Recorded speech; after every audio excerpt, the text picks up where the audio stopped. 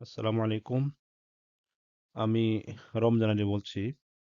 আজকে কথা বলবো বিসিএস লিখিত হিসাব বিজ্ঞান নিয়ে। আমি 41তম BCS general education cadre recommended merit position for first.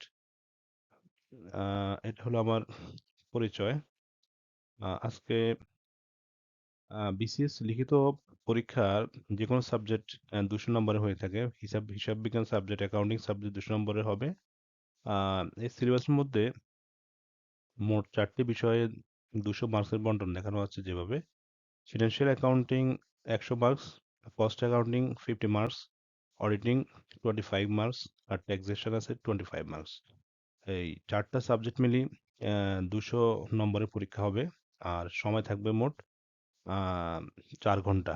সেই হিসাবে ফিনান্সিয়াল অ্যাকাউন্টিং এর জন্য 100 মার্কস যেহেতু 2 ঘন্টা, আর এই 3টা 2, 3, 4 কস্ট অ্যাকাউন্টিং, অডিটিং, ট্যাক্সেশন এই 2টা মিলে পার্ট 2 বলা হয় হিসাব বিজ্ঞানের। এই 2টা মিলে হবে 100 মার্কসের পরীক্ষা। এই জন্য হিসাব বিজ্ঞানের প্রিপারেশনটা কিন্তু অত্যন্ত গুরুত্বপূর্ণ। এই জন্য যে আমরা দেখছি যে হিসাব বিজ্ঞানের এডুকেশন ক্যাডারটা অত্যন্ত ডিমান্ডেবল এবং অত্যন্ত জনপ্রিয় একটা সাবজেক্ট, যার কারণে অনেকে দেখা যায় কয়েকটি সাধারণ ক্যাডার দেওয়ার পরেই হিসাব বিজ্ঞান চয়েস লিস্টে রাখেন। শুধু তাই নয়, শুধু একটি চয়েস দিয়ে থাকেন এরকম ক্যাডারও কম নয়। বিসিএস এডুকেশন হিসাব বিজ্ঞান দিতে আমরা অনেককেই দেখেছি। 38তম বিসিএস এর কথা আমি বলি। সেখানে শুধু শিক্ষা ক্যাডারের ভাইবা দিয়েছে প্রায় 33 জন, অথচ ক্যাডার পোস্ট ছিল তখন 41টি ক্যাডার পোস্ট ছিল। তাহলে ভেবে দেখতে পারেন আপনি যে শুধু শিক্ষা ক্যাডারে ভাইবা দিয়ে থাকেন। এই জন্য অন্য এডুকেশন ক্যাডার আর হিসাব বিজ্ঞান এডুকেশন ক্যাডারের মধ্যে কিন্তু অনেক পার্থক্য আছে। এখানে তুমুল প্রতিযোগিতার মধ্যে দিয়ে আপনাকে আপনার পোস্টটি দখল করতে হবে। কারণ বাংলাদেশে যতগুলা পাবলিক প্রাইভেট বিশ্ববিদ্যালয় আছে, এমনকি সারা বাংলাদেশ জুড়ে যতগুলা ন্যাশনাল ইউনিভার্সিটি আছে, সবগুলা ইউনিভার্সিটি বা অনার্স শাখায় হিসাব বিজ্ঞান একটা মেজর সাবজেক্ট। যেখানে এই যে জন্য এই সাবজেক্টের প্রতি বছরেই সিট যাই থাক না কেন তার থেকে 10 থেকে 20 গুণ বেশি প্রার্থী ভাইবার মুখোমুখি হয়। 500-600 বা 400-500 ভাইবা দিয়ে থাকেন খুব কমনলি।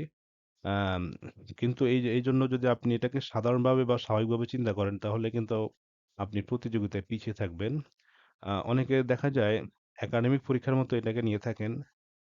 সেজন্য অনেকে দেখা যায় আমরা শুনেছি 140, 50, 60 নম্বরের মধ্যে তার টাইম শেষ হয়ে যায়। অর্থাৎ যথাযথ কৌশল না অবলম্বন করার কারণে আম পরীক্ষার মধ্যে যেহেতু সময় একেবারেই নির্দিষ্ট, সেই হিসাবে এই পুরোপুরি আনসার করে আসতে অনেকেই পারে না।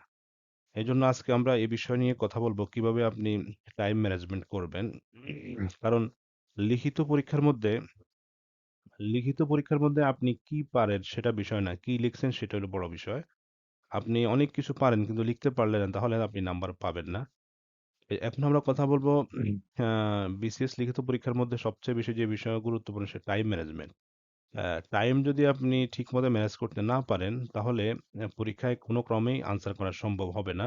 এজন্য 200 মার্কসের মধ্যে আপনাকে টাইমটা ভাগ করে নিতে হবে। কিভাবে টাইম ম্যানেজমেন্ট নিয়ে পুরোপুরি পরীক্ষায় 200 আনসার করা যায় সেটা নিয়ে আমরা পরবর্তী স্লাইডে কথা বলবো। তবে আমরা মোটামুটি বলে রাখি যে ফিনান্সিয়াল অ্যাকাউন্টিং এ যেহেতু 100 মার্কসের 4টি প্রশ্ন আনসার করতে হয়। একটি প্রশ্নের মধ্যে 25 মার্কস। সেই হিসাবে 2 ঘন্টা টাইমের বেশি ব্যয় করা যাবে না। আর কস্ট অ্যাকাউন্টিং 50 মার্কস, সেখানে 1 ঘন্টা।